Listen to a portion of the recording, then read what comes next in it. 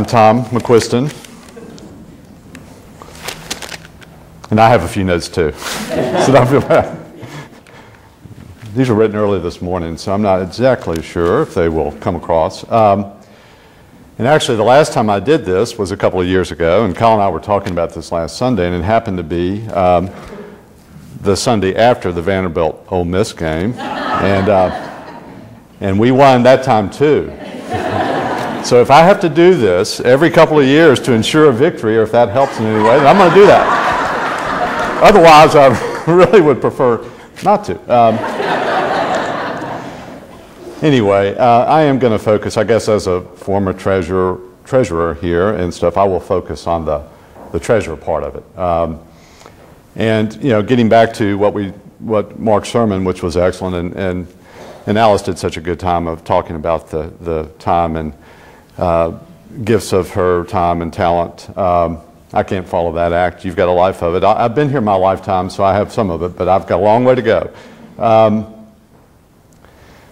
what is that standard? And I guess it's the tithe. Okay, it's 10%.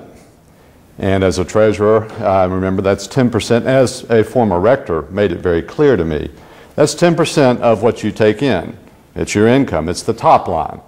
It's not adjusted gross, and it's not this, and it's not that. It's the top line, the first 10%.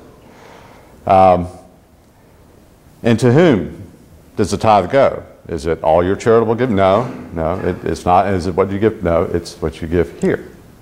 So that is, that's not easy. I mean, that's a challenge. It is for me, I will say. Alice mentioned sacrificial giving. I mean, it's tough to give sacrificially, and what does that mean? I think someone told me one time, well, sacrificial giving is you give till it hurts. So, and the fact that it's not easy is really reflected. Last year, actually, 2 years ago when I spoke, I had attended an Episcopal Church Foundation meeting maybe a week or maybe a day or two before actually I was supposed to speak, and it kind of put some things in perspective for me, which I relayed to the audience. And I'm going to go ahead and I couldn't find my notes from that meeting, but I do kind of recall, and I'm going to take some liberties here. But the statistics are, for whatever those are worth, 30, and I'm going to be rough here and take some liberties, 30 to 40% of those that give less than 1% of that top line. And many, and actually most of that number, and we will call those the non-committed. And I've made up my names here. I think that these are the names, the titles that they use. I don't really recall specifically. But the non-committed. And actually most of those don't even make a pledge. And they may give occasionally here and there, but they don't pledge. Okay, then you have those that do pledge. And of that number, and let's call those the committed. And 80 to 90, close to 80 to 90% of those who pledge would fall into this category.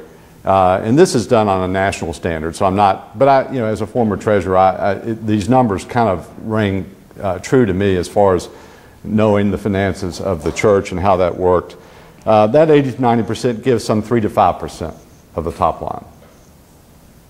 Okay, so then that leaves that top 10 or 15 or so percent, and that's, you know, the old 80-20 rule, which kind of seems to pervade most of life's things.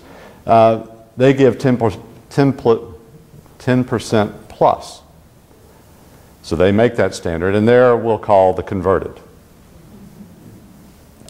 So, you know, I think that, and you mentioned that it would be great to have every, you know, giving unit or parishioner make a pledge. And you know, that would be a great thing, because we have a number that don't. And I think some of that is just really lack of knowledge.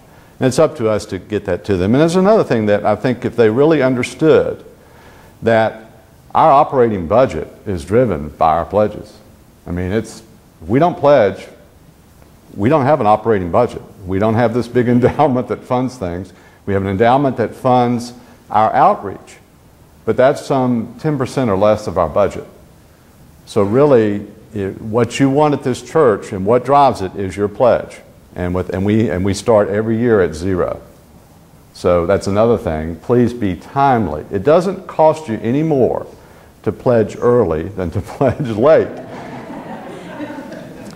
But you know, here I think I'm speaking to the committed at a minimum, and I don't want to take liberties at that. So I'm sort of, you know, it's this, because it's the, sort of the same folks. But anyway, I'm gonna give you my thoughts anyway, because I was asked to. So, and Ruth Ellen knows I love to preach.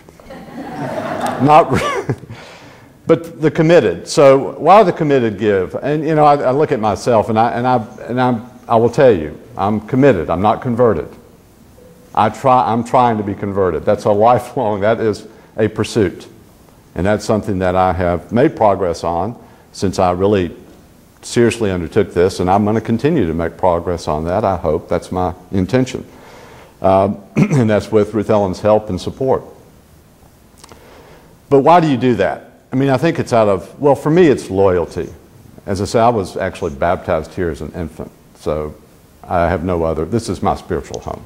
I mean, it's all there is to it. Through Sunday schools and baptisms and funerals, and I could go on, and you know, teachers. But I give through loyalty as a lot of it. It's just the right thing to do. Right? That's what I was taught.